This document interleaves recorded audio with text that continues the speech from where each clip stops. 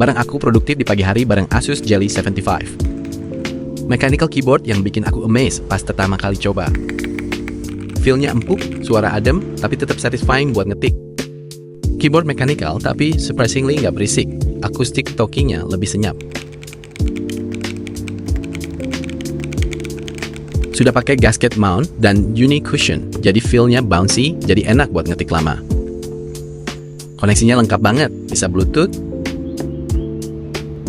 wireless, dan wired.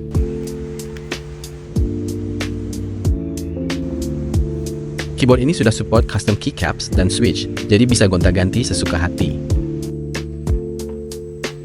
Overall desainnya estetik banget. Yang aku pakai ini varian Volt Green.